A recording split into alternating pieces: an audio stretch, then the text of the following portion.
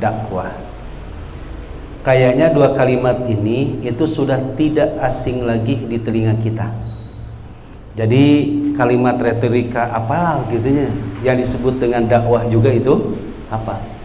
Makanya setelah membaca teh iya gini. Gampang kalau berbicara mengenai dengan retorika dakwah. Sekarang untuk daya mah kedal wantun itu harus beraninya, karena di sini para peserta itu sudah dalam keadaan siap untuk berbicara. Saya tidak akan menunjuk. Mau di kelas ditunjuk di kelas. Ya. Kalau di kelas ditunjuk, kalau di sini ada keberanian untuk menyampaikan. Nah, berarti ada dua bentuk kalimat yang disebut dengan kalimat retorika ya. Jadi orang Arab dengan hari ini retorika, begitu. Kemudian nanti nyambung ke kalimat dakwah. Nah itu ya. Nah, yang akan kita bahas itu satu berkaitan dengan retorika. Yang kedua berkaitan dengan dakwah. Secara bahasa dulu, karena nanti untuk dakwah itu ada pembahasan secara khusus pengertian tentang tabligh dan dakwah. Nah kemudian nanti kita ngambil dua ini, yaitu pengertian tentang retorika dakwah. Berarti secara langsung kan di sini secara bahasa retorika dan dakwahnya, maka yang akan kita kaji itu dari judul yang disampaikan itu berarti pembahasannya tentang retorika dakwah. Apa retorika dakwah itu? Ya. Nah, sekarang kita akan membahas berkaitan dengan retorikanya. Gitu ya. Tanpa melihat catatan, ada enggak yang mau menyampaikan apa yang disebut dengan retorika? Aya namanya ya, silakan Pak. Saha namanya Pak? Sandi. Oh, Sandi ya, mangga. Gitu kan, silakan Pak. Kepandaian berbicara. Jadi melihat dari apa yang disampaikan bahwa retorika itu kepandaian berbicara. Aya deui nu sanes? Ya, silakan Kang Pak.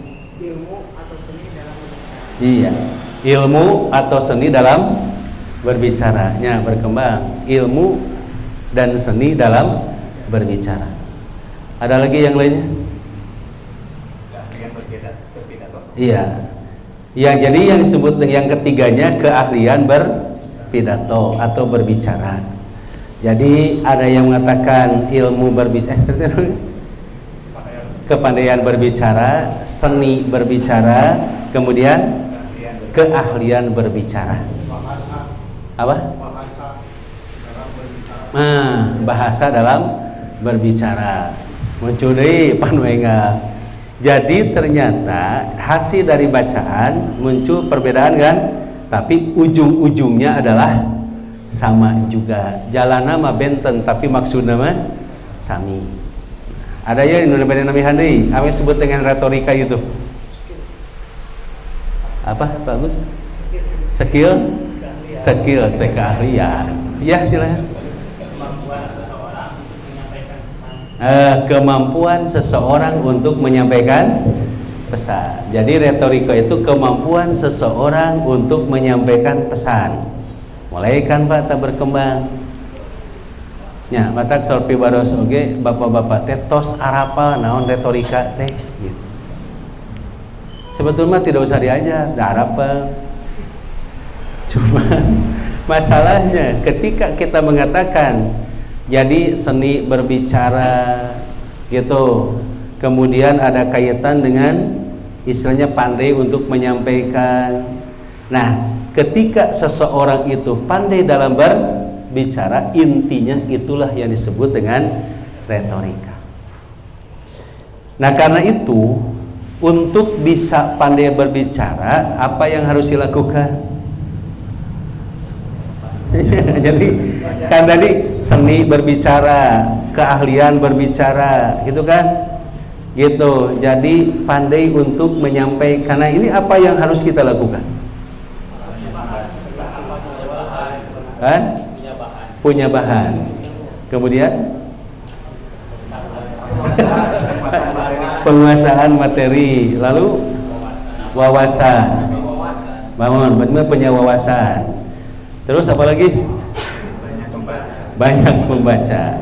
Jadi kan yang jadi tolak ukurnya itu adalah pandai berbicara, ahli dalam berbicara.